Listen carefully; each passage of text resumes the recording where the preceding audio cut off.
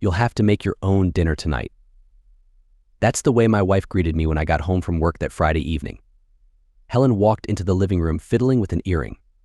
I'm going out dancing with friends. I stared at her in disbelief. She was wearing a stylish black dress with an elegant neckline held up by 4 spaghetti straps that crisscrossed over her shoulders. When she turned away from me, I couldn't help noticing how she dressed.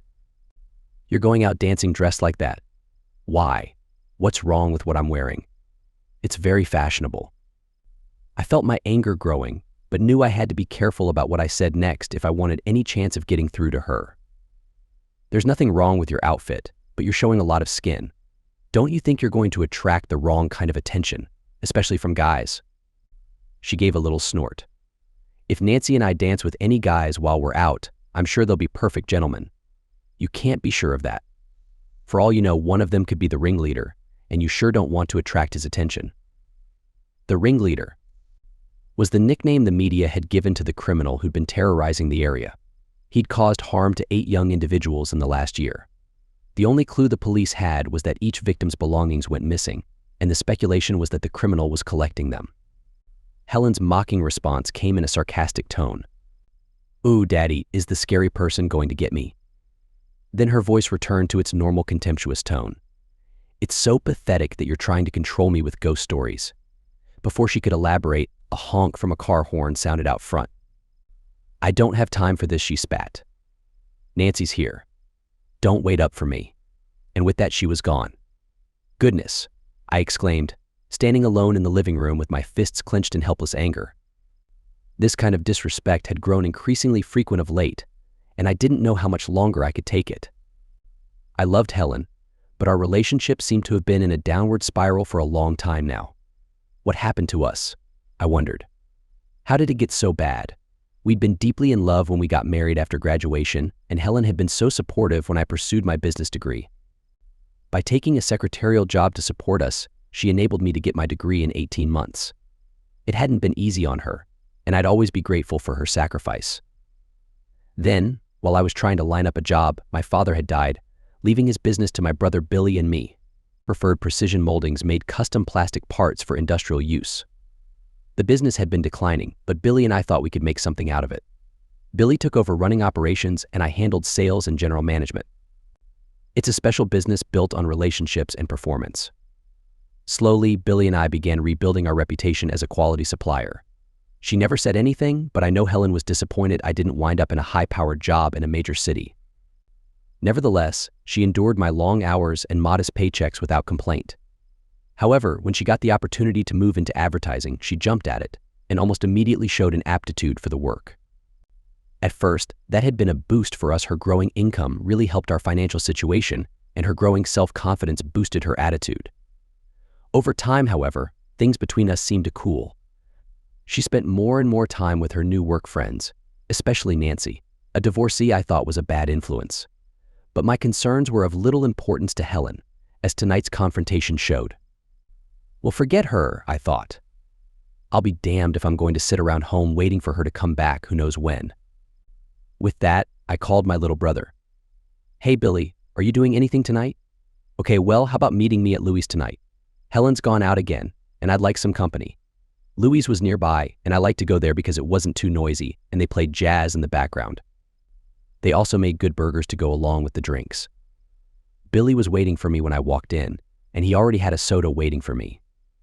From the sound of your voice, he grinned at me. I figured you could use one. What's your wife done this time to get you so upset? I still thought of Billy as my little brother because he was 2 years younger than me. But he'd grown up to be every bit as tall as me. When we were growing up, I used to win our wrestling matches every time, but I doubt I could do it today. Now he was my companion and my confidante. I took a big sip from the soda in front of me and then looked at him. "What makes you think Helen's done something to upset me?" He shook his head knowingly. "It's always Helen lately. I don't know what's going on with you two, but that woman is definitely getting under your skin big time. Is it that obvious?" When he didn't answer, I sighed and shrugged my shoulders. Everything was fine until she went to work for the Browder agency. She was excited about the opportunity, and things were really good between us for a while. But the more time she spent in that world and with those people, the worse things have become at home. It's like she doesn't have any respect for me anymore. Nothing I do is good enough for her, and she takes every opportunity to get away from me. Frankly, I'm starting to wonder why I married her. He leered at me and cupped both hands over his chest. I know exactly why you married her, bro. I shook my head in disgust. You always had a dirty mind. Anyway, I'm not getting a lot of attention in that area either these days. I don't know how much more of this I can take. Billy turned and signaled to the waitress for another round. After she brought it, he leaned toward me and asked in a low voice, "Do you think Helen's being unfaithful?" I took another big sip and my face curled into a scowl. That's exactly what I'm thinking. The only thing is, I can't figure out if she's having an affair or just picking up random guys when she's out with that friend Nancy. I could feel my anger building, and I took another swallow to try to cool down. Looking back, things between us started going sour after she took that new job. Now she's always working late or going into the office on weekends. That makes me wonder if she's having an affair with somebody at work. But she also keeps going out with Nancy, and she won't tell me where they are or when they'll be home. Last weekend, she didn't get back till after I'd gone to bed, but she insisted on taking a shower when she got home. She said she wanted to get the smell of cigarette smoke off her, but that sounded like an excuse to me. Billy looked at me carefully. "Are you two headed for divorce?" I slammed my hand down on the table hard enough to make the cups jump. Darn it, that's what's really getting to me. The disrespect is bad enough I couldn't tolerate her cheating on me. But if I divorce her, we'll have to split all our assets, and she'll wind up with half my share of the business. Gosh, Mickey, that really stinks, especially now that things are starting to pick up. The deal you landed last week could really pay off for us big time.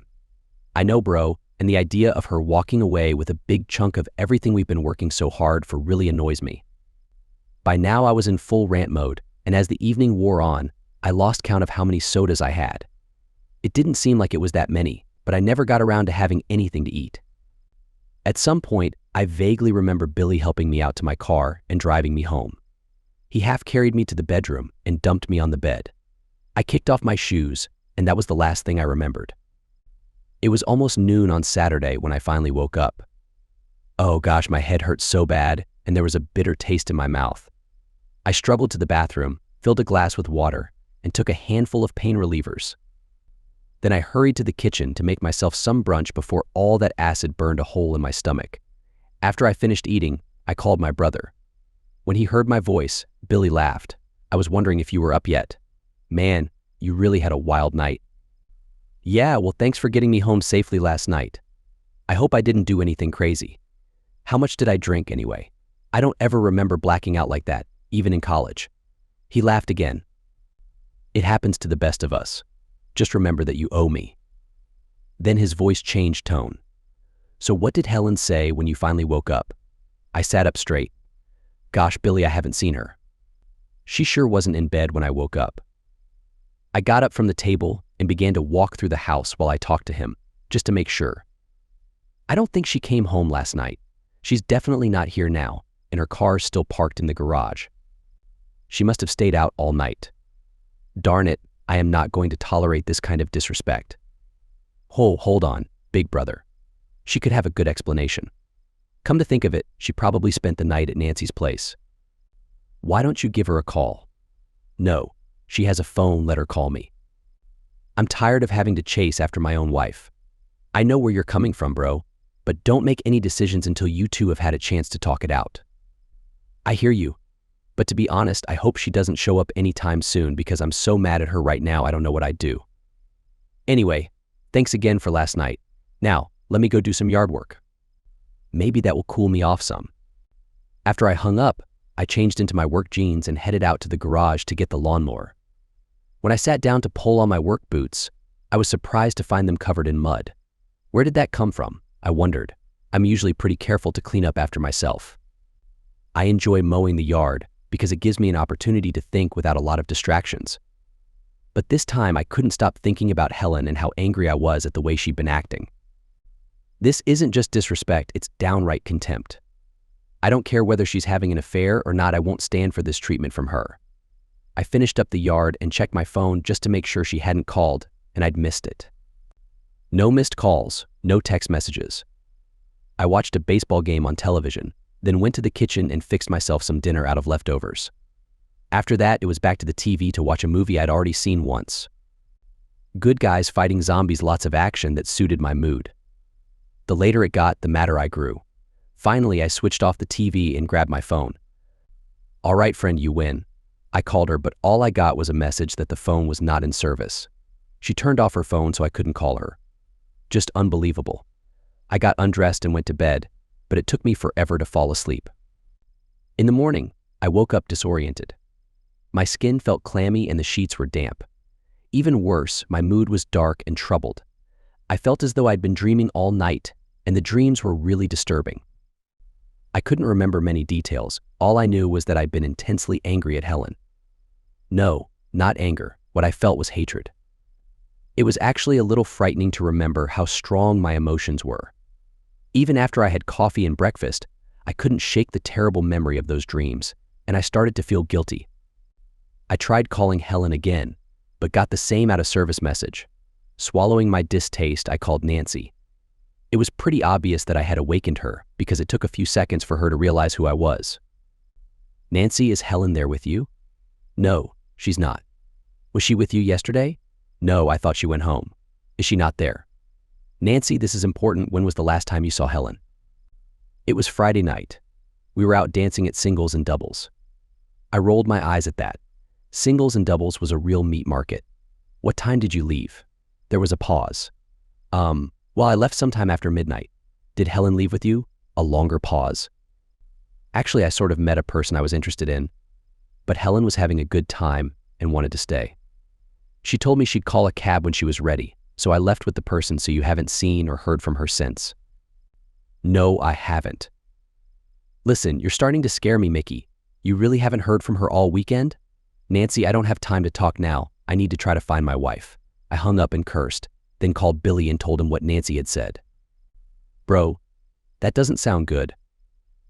I think you ought to call the police and report her missing." "Yeah, that makes a lot of sense.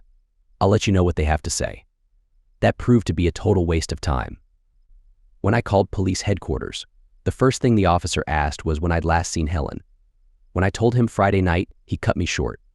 "Listen, buddy, you can't even file a missing persons report until she's been gone 3 days. "Damn it, officer, I haven't seen or heard from her all weekend, and neither has her best friend.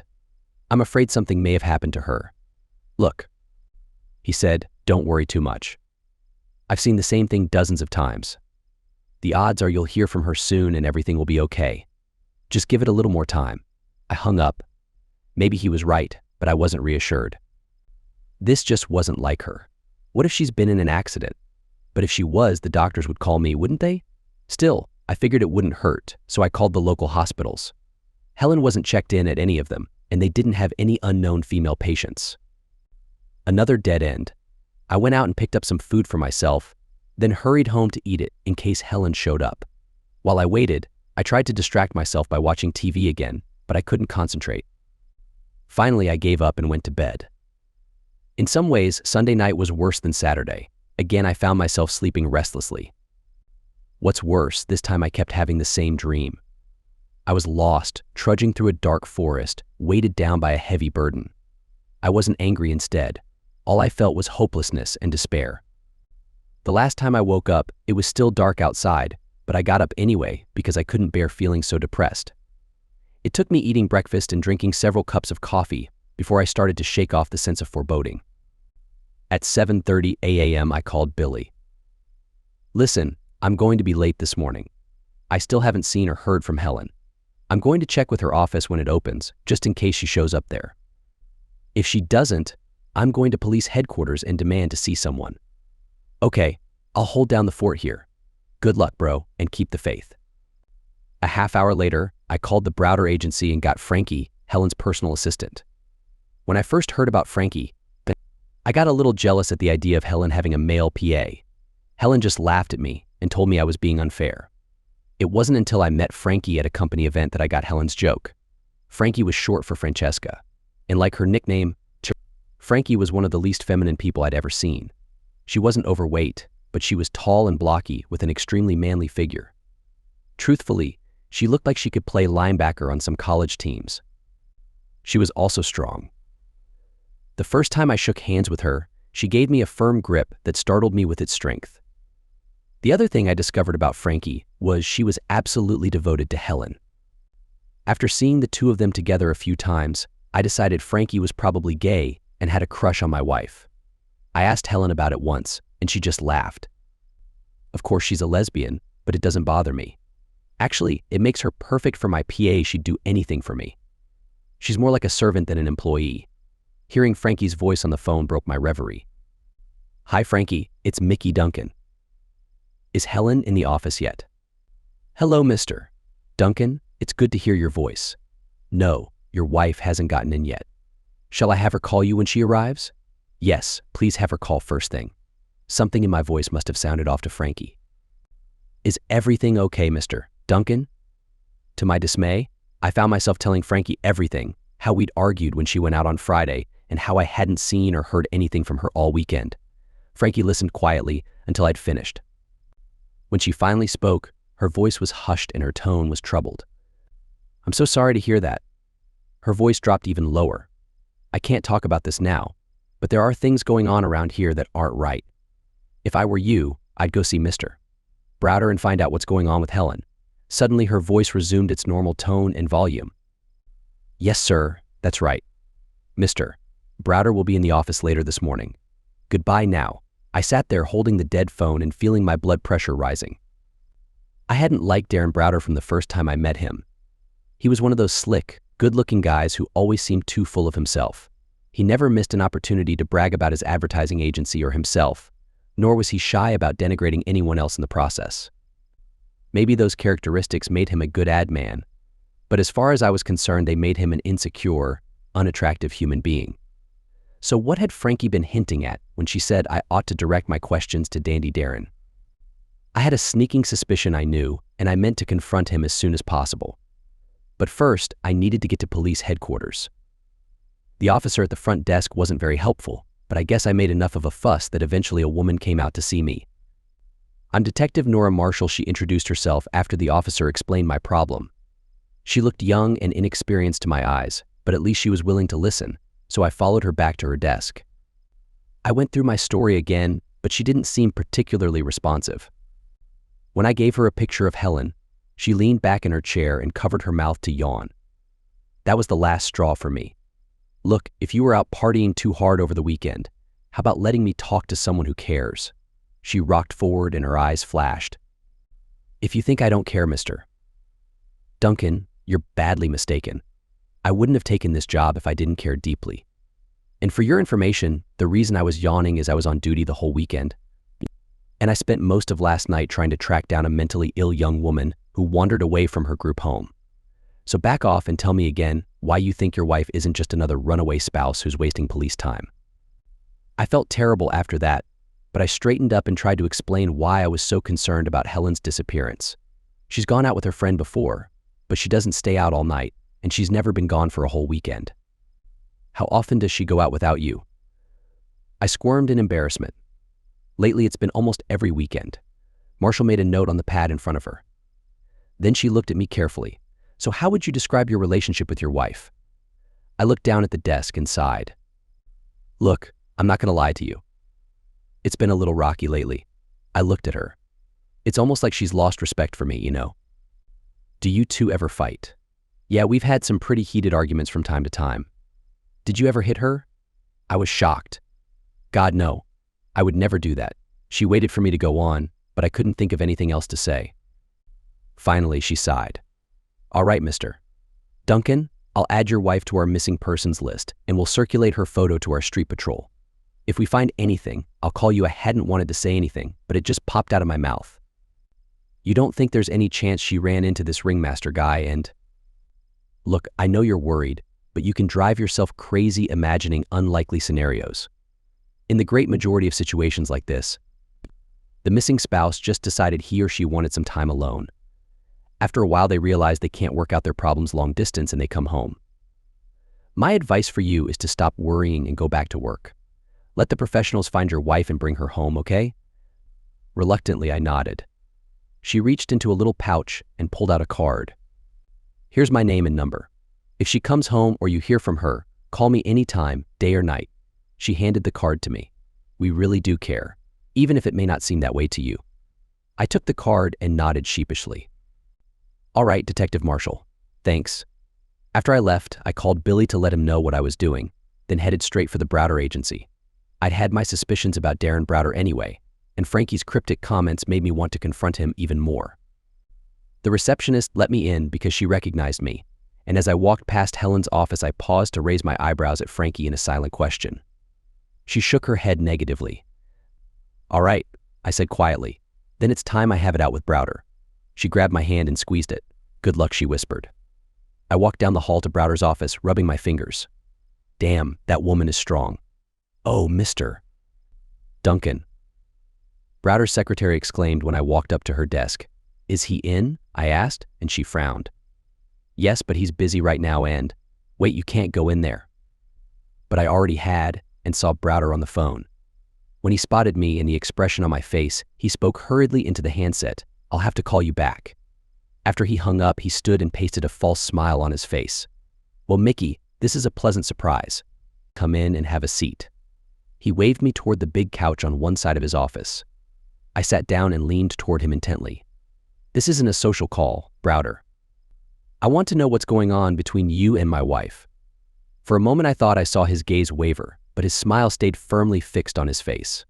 Ah, Helen, what an addition your wife been to the business. She brings a real passion for every challenge working here presents. Time and again I've seen her take a big problem in her grasp and handle it with grace and skill. In fact, just last week it was my pleasure to have a discussion with her right on that couch. I can assure you she was impressive in every way. He gave me a smirk. I'm very grateful to have her working under me. The more I listened and watched that gloating smile, the angrier I got. That jerk, he's mocking me. He's bragging about being close to Helen to my face. As I pushed down on the couch to stand up and confront him, my fingers slid between the cushions of the sofa and touched something unexpected. When I pulled it out to see, I found myself holding a flimsy pair of clothes. I looked at them again and gasped. There was no doubt in my mind they were part of the set I'd given Helen last Valentine's Day. Browder calmly reached over and snatched them out of my hands. Well, looks like the cleaning crew has been doing a thorough job, he quipped. Just then the door to his office flew open, and a uniformed guard stepped inside. Ah, you're just in time, Browder nodded to the man. Mr. Duncan was just leaving. Not so fast, Browder. You and I have a lot more to talk about. Sorry, Mickey, but I'm afraid you've already taken up too much of my time. He motioned to the guard. Please escort Mr. Duncan to the exit.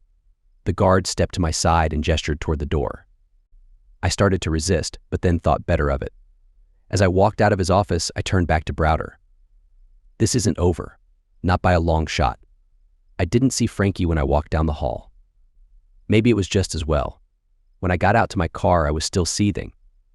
After making sure I hadn't missed a call from Helen, I pulled out the card that Detective Marshall had given me and called her number. When she answered, I was so upset that I was spluttering.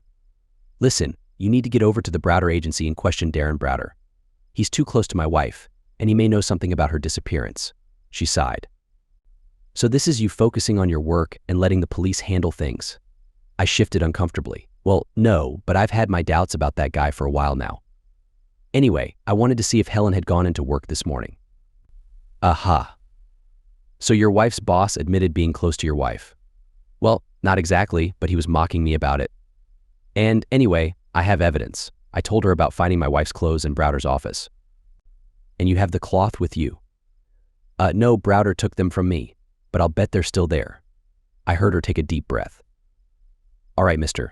Duncan, I want you to listen carefully and do exactly as I say. Sure, anything. I want you to get in your car and drive straight to your office.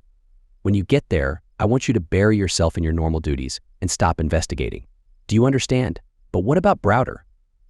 We'll talk to him, along with all the other people whose names you gave me. But if you keep interfering, you're more likely to get in our way than do any good. Now, do you understand what I'm telling you? Now I was the one to sigh.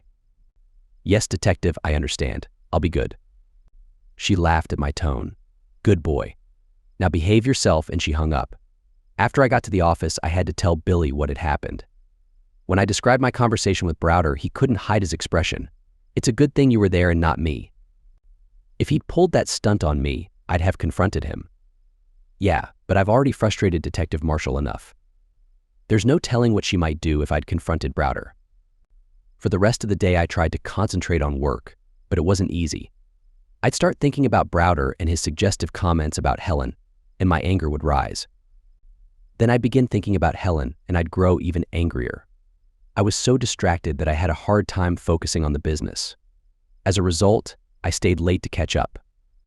Then I stopped at a fast food outlet on the way home and picked up something for dinner because I didn't want to be away if Helen showed up. But she didn't. I guess the greasy food must have upset my stomach because once again I tossed and turned all night. I'd doze for a while and then wake up and roll over. Every time I did, I'd remember what I'd been dreaming about. This time my dreams were filled with Helen and Browder. Sometimes they were belittling me, other times they were laughing together. One time, Detective Marshall even showed up and began admonishing me. By the time my alarm clock went off at 6 a.m., I was glad to get out of bed. I had just finished my breakfast when the doorbell rang. It's Helen, I thought, and dashed to the door. But when I opened it, I was startled to see Detective Marshall standing there with a solemn expression. Mr. Duncan Mickey, I'm so sorry to have to tell you this, but I think we've found your wife's body. I staggered backward, my voice catching in my throat. The possibility had always been in the back of my mind, but I'd been so angry at Helen that I never thought we wouldn't have the chance to hash things out. What? What happened? Her face was a mask. Let's go sit down. She walked past me into the living room, and I followed blindly. When we were both seated, the mask slipped off to reveal compassion. I'm so sorry, but it appears that she was attacked and then strangled. The ringmaster. I gasped. It certainly looks like it. The pattern was similar, and her rings are missing. I shuddered.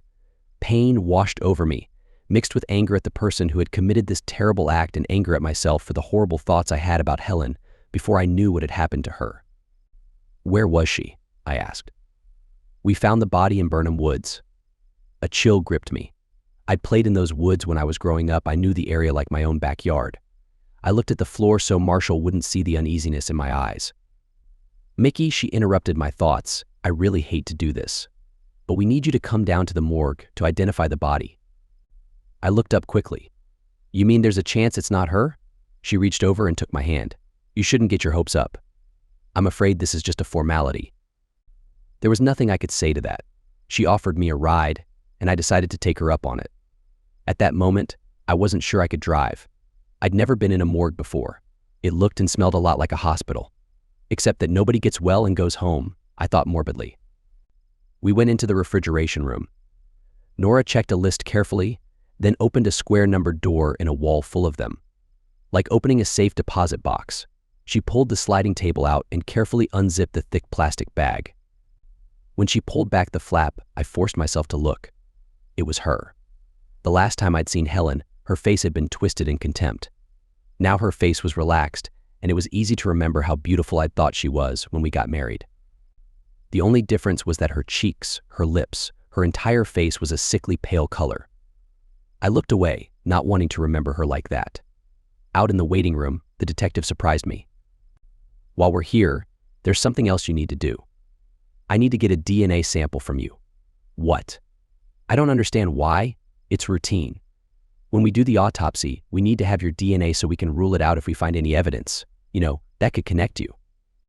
Okay, I guess if it'll help find the person who did this.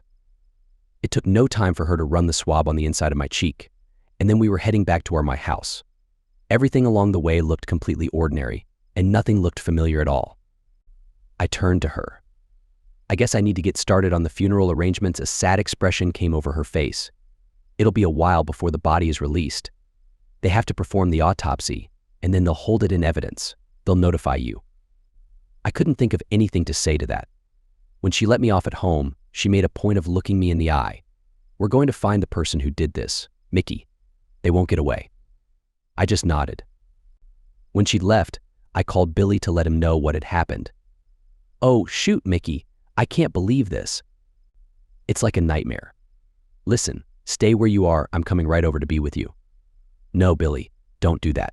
I really need you to call everybody who needs to know and give them the bad news. I just don't think I can handle that right now. And besides, somebody needs to keep the business running. Just give me a little time to be alone. He tried to protest, but I eventually talked him into doing what I'd asked. After he'd hung up, I decided I needed to make a call, one Billy wouldn't think about. When I told Frankie the terrible news, I braced myself for tears and worse. Instead, I heard her gasp, followed by silence. Just when I started to ask if she was all right, she suddenly exclaimed, "Oh, Mickey, I'm going to miss her so much." Then she wanted to know about me and how I was doing. I thanked her for her concern and told her I'd stay in touch. After we hung up, I shook my head. I always knew Frankie was different, but that was not how I'd expected her to react. Oh well, people process grief in different ways. Speaking of processing, I tried to explore my own feelings. The shock was starting to wear off, to be replaced by what? I haven't even cried, I realized. The more I analyzed my emotions, the more I realized that I was still angry. Well, of course you're angry at the person who hurt and killed your wife. But that wasn't all. I went back to our bedroom and looked at Helen's closet filled with all her clothes. That's when it hit me I'm still mad at Helen.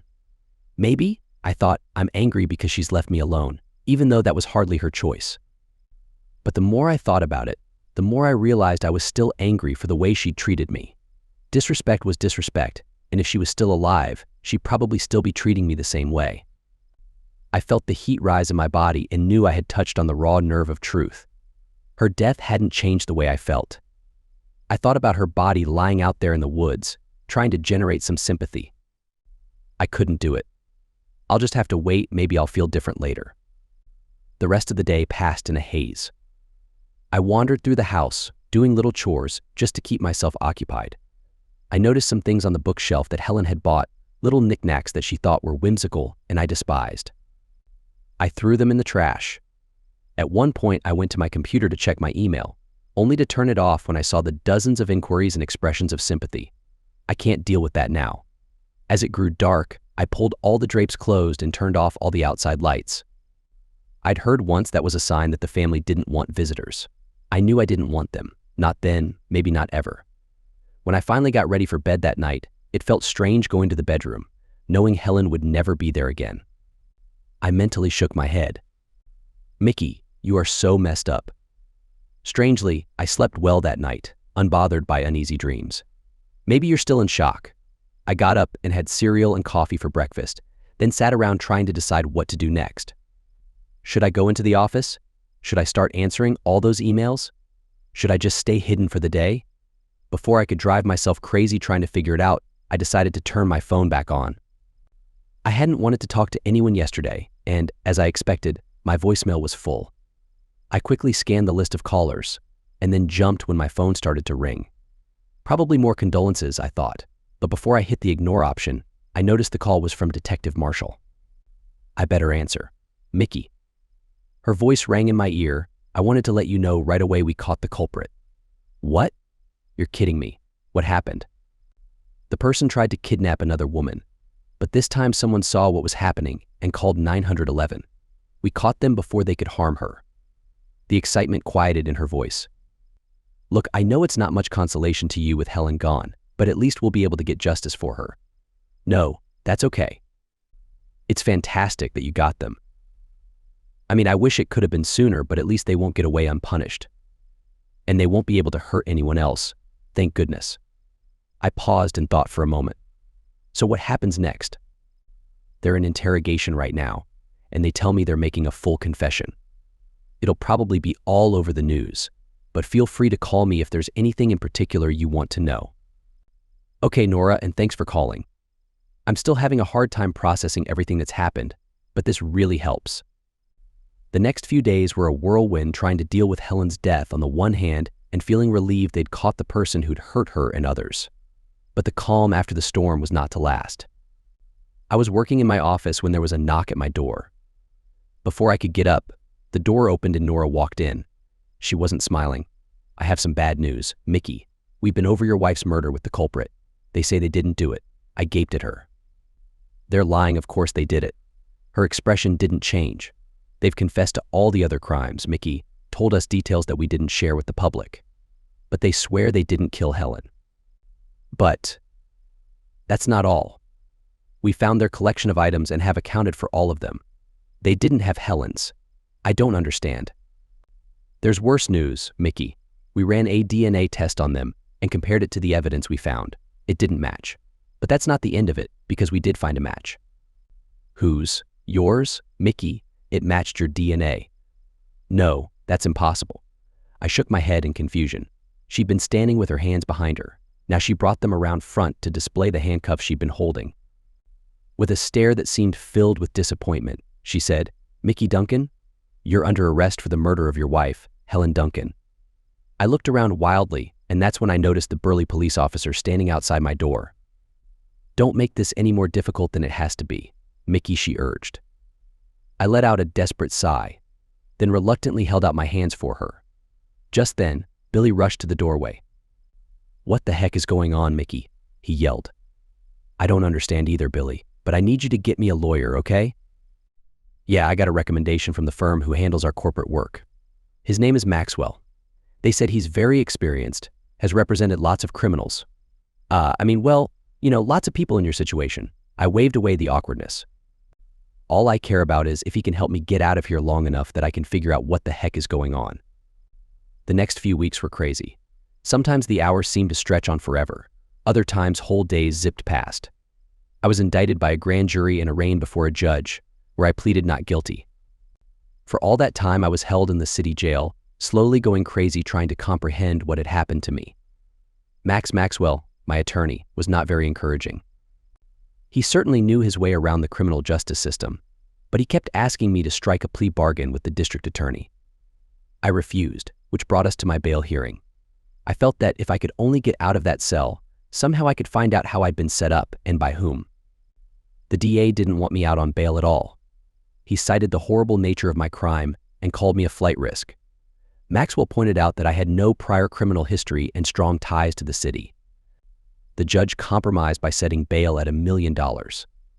"Max," I whispered to my attorney, "where in the world am I going to get $1 million?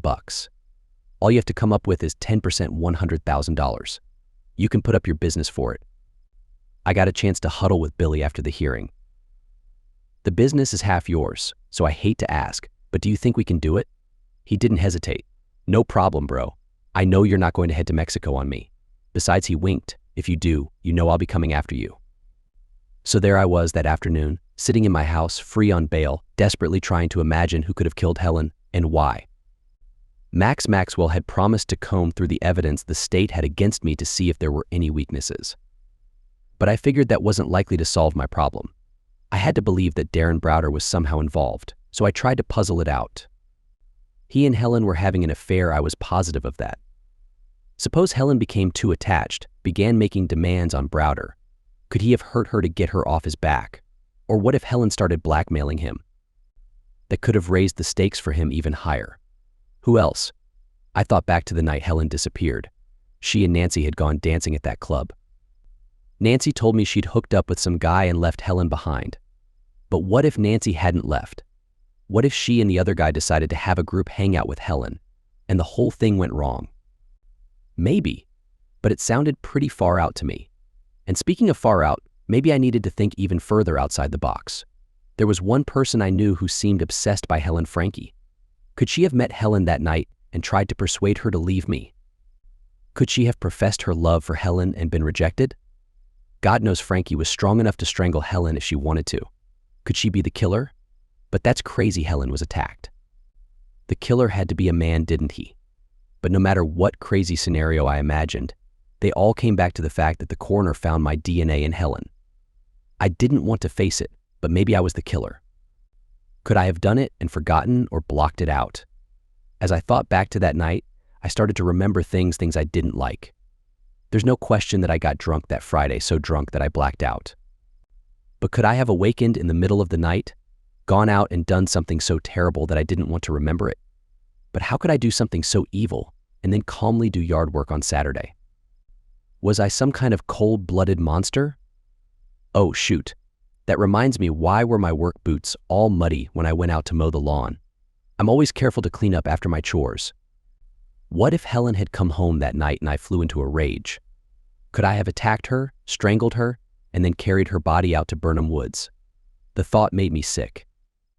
Then I remembered my dreams, the terrible anger I'd felt toward Helen, followed by those ominous visions of dark woods and depression. But those were just my reaction to Helen staying out all night, weren't they? Weren't they? You've got to stop thinking like this, I told myself. You need to get out of the house and away from all these reminders of Helen. I glanced over at the wall clock and saw it was after 5, so I called Billy. Hey bro, how about meeting me over at Louie's? I need somebody to help me make sense of everything that's going on. He agreed and was sitting in a booth in the back with a soda for me when I walked in. While we sipped on the first round, he brought me up to speed on what was going on with the business. Then, after he got us a second round, he encouraged me to talk about what was going through my mind. I told him I'd been racking my brain trying to come up with some explanation for what had happened to Helen, someone else who might have done it. I told him about all my wild theories and crazy scenarios, none of which explained why my DNA was the only one they'd found. I rubbed my eyes and Billy stared at me. Are you okay, Mickey? Yeah, I'm fine. The soda just seems to be affecting me. Maybe it's because I was dry all the time I was in jail. Just then I heard my cell phone ring, and when I managed to focus on the display, I saw it was Max Maxwell calling. Hey Billy, I gotta take this, it's my lawyer. I stood up and wobbled a little as I stepped out through the back door so I could hear better. I had to lean against the wall to steady myself. Hey Max, what's happening? He hesitated a moment, and I wondered if I sounded off. Mickey, I just learned something that may help our case. You know the DNA test the police did? How can I forget it? Well, guess what? They only test a small fraction of the DNA, because that's usually all they need to find a match. That's what they did with Helen. The DNA in the stuff was a match with yours, so that was enough. The alley kept wanting to move, so I tried to prop myself more firmly against the wall. Okay, Max, but how does that help me? What if the killer has DNA that's almost identical to yours? My head was really swirling now. You mean I've got a clone out there, or an evil twin? Have you been drinking, Mickey? This is not a joke. Listen to what I'm saying. I tried to think, but nothing happened. Then the door opened and Billy came out. There you are, bro, he chuckled. You better let me help you.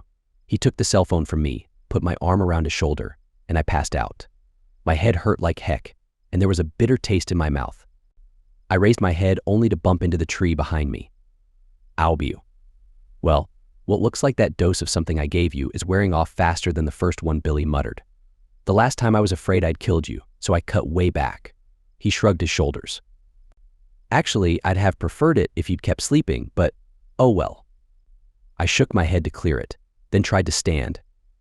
That's when I realized I was sitting on the ground tied to the tree behind me. Billy, what the heck is going on? Help me get free. I don't think so, bro. I went to a lot of trouble to get you here. I don't understand what's happening. He walked over to stand in front of me, a sneer on his face. So here's what's happening. You've been stricken by remorse about what you did to Helen, so you came out to the woods where you killed her. You know they're going to convict you, so there's only one way out. You're going to take this gun, he held up an automatic in his gloved hand, and blow your brains out. It doesn't get much simpler than that. I stared at him in disbelief. You were the one who killed Helen. He laughed. I'd been wanting a piece of your wife's fine behind for a long time, bro.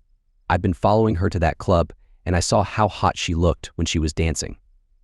So when you came whining to me that Friday about her going out with her friend Nancy, I knew just where they'd be. Then it was a simple matter to drug you, take you home, slip on your work boots, then drive your car to singles and doubles. When I got there, Nancy was just leaving with some guy. But afterwards she woke up and started screaming, and I couldn't have that. So I shut her up permanently, I gasped in horror. A big grin came over his face. Truth is, I knew that was what was going to happen all along. That's why I set it up so you'd be the one to take the blame. Looks like I did a pretty good job of it too. But you helped me. You agreed to put the plant up to raise bail. Why not? I wanted everyone to see what a loyal brother I was. Besides, I knew you weren't going anywhere. I was stunned at the transformation I was witnessing and horrified at the story he told me. All the while I was listening to him, I was desperately trying to think of a way out of this mess. Listen, Billy, help me get these ties off and we'll figure out something. You know that suicide idea will never convince anyone. I can't shoot myself tied up like this. No, you can't. He snickered, but I can do it for you. No, Billy, it will be obvious what happened. I got that all figured out. After I put a bullet through your head, I'll just remove all these ties so they won't find any marks on your body. Then put the gun in your hand and fire a second shot off in the distance. They'll find you with the gun in your hand and powder burns on your fingers. With all that evidence, I don't think they'll even wonder why you didn't leave a note." His face turned cold. "Enough talking, bro. It's time to finish this." "Wait, Billy. At least tell me why." "Why? Do you really have to ask? All my life I've been the little brother, the afterthought, second best. You were Dad's favorite, I was the disappointment. You were the star quarterback, I was on the second team. You got your MBA, I had to settle for technical school." Now he was pacing back in front of me, his anger building by the second. "I thought maybe things would get better once I got out of school, but if anything, they got worse. When Dad left the business to us, mister. I've got my business degree, became the president, and I had to settle for working in the plant. Billy, you're vice president of operations." "Shut up," he yelled. "Everybody knows who was in charge, and it wasn't me." Then his voice got low and ugly. "And when it came to women, you always had your choice. And who did you choose to marry? Just the most attractive girl in the school. When you'd bring her around for the holidays, I used to go to bed and daydream about her. Why couldn't I have someone like that? Why did you have to soak up all the attention, all the recognition?" He shook his head as if throwing off a bad thought. "But all that changes tonight, bro. You're going to become a memory. But don't worry, they won't forget you. They'll remember you as the despicable person who hurt and killed his attractive wife when he found out she was dishonest. They won't know whether to laugh or cry when they think about you. And I'll be the only one who knows the truth. Not the only one, Billy. Police department, drop your weapon." We both looked up in amazement to see the slim shape of Nora Marshall step from behind a big maple, her Glock held in both hands and centered on Billy's chest. To my astonishment, Billy's voice changed tone completely. No, detective, you've got it all wrong. I followed Mickey out here and discovered he really was the killer. He came here to destroy some evidence. I captured him, and I was just about to call you guys." "Aha," she said evenly. Then she turned to her right. "Patrolman Jenkins, was the voice recorder on your body cam working?" A uniformed cop stepped out from behind another huge old tree. "Yes, ma, I am. I got every word of it." The detective turned back toward us. "Billy Duncan, you're under arrest for assault and murder. Now drop that weapon and put your hands behind your head." Okay, you win," Billy said, and started to raise his hands. Suddenly he jumped toward me, dropped to one knee and fired off a shot at the patrolman. The officer went down, and as he swiveled toward Nora, I bent my knees and lashed out with both feet, catching him on his hip. Off balance, he sprawled on the ground. With an angry howl, he sat up and raised the weapon in my direction, but before he could pull the trigger, a shot rang out, catching him in the back and knocking him to one side. He groaned and shuddered, then lay still. Nora came running over, her weapon leveled at Billy the whole time. As soon as she reached him, she prodded him in the back with her foot. When he didn't move, she stepped on the wrist of his weapon hand, pinning the weapon to the ground. He still didn't move, so she bent down and carefully pulled it out of his fingers. Then she came over to me. "Are you okay?" she asked breathlessly. "I think so." She handed Billy's weapon to me. "Keep an eye on him. I need to go help Jenkins." Then she was gone into the shadows. I sat watching the blood ooze out of Billy's back. He never moved. A gasp came from the trees, and I looked up to see Nora helping Jenkins walk toward me. "Darn, I feel like I've been kicked by a mule," he groaned. Her grin was more relief than humor. "Just think how you'd feel if you hadn't been wearing your vest." Then she was on her phone, calling for support. Once she heard they were on their way, she came over and began untying the straps that bound me to the tree. I really didn't think he'd resist. I could feel her hand shaking. "That was quick thinking the way you kicked him." I just reacted, didn't have time to think. Then it hit me. "How did you know to find us here?" She smiled. "I've been keeping an eye on you ever since you got out on bail." "Oh, so you really thought I'd done it?" The smile grew broader. "No, I was pretty sure you weren't guilty. I've seen spouse killers before, and you didn't act like one. Even when we got the DNA match, I still had doubts." "Hey," I slapped my forehead. "You need to talk to Max, my lawyer. He found out something was wrong with your DNA test." She shrugged her shoulders apologetically. "I'm sorry about that. When the match came back positive, we never thought about the possibility that your brother would have almost identical DNA." I looked back at Billy's body lying crumpled on the dirt. That seemed right even in the end. He was still an afterthought. I was making slow progress getting the house the way I wanted it to look. It had taken me forever to get all of Helen's clothes and shoes packed up. I had to rent a van to haul it all to the Goodwill store. The same for all the trinkets and souvenirs she'd bought. Maybe someone else would like them, not me. There weren't all that many photographs, but they'd taken even longer for me to go through. I didn't really want any reminders lying around, but how much of your past life do you want to erase? And that was just the photos with Helen in them. What should I do about all the shots of Billy and me? Finally, I just boxed everything up and hauled them up to the attic. I'll decide about them some other time. Just as I got downstairs, the doorbell rang, and when I opened it, I was surprised to see Detective Marshall standing there. Come in, I urged her, and she hesitantly came to take a seat in my living room. Is everything okay? I asked. There's nothing. No, she said hastily. It's not that at all. I just came by to bring these to you. With that, she reached into her purse and pulled out Helen's wedding rings. She shook her head. Billy had them in his pocket. He must have taken them from Helen when he, well, you know. Anyway, we think he was going to plant them on you as more proof you'd hurt her. She gave a little smile. I thought you might want them back. Thanks, Nora. You didn't have to go to all that trouble. Actually, I'm not sure what I want to do with them.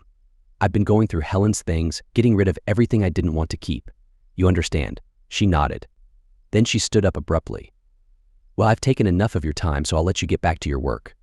I stood too, feeling like I should say something, but not certain what that was. She hesitated and then seemed to make a decision. She opened her purse again, reached in and pulled out a small rectangle of paper. Stepping forward, she placed it in my hand.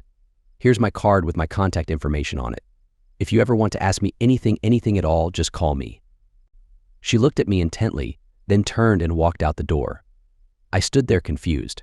She already gave me one of her cards, and she told me everything had been cleared up. I stepped to the window and watched her walk to her car. She really was a good-looking woman. I looked at the card in my hand again and smiled, then put her card in my wallet. I need to keep this safe.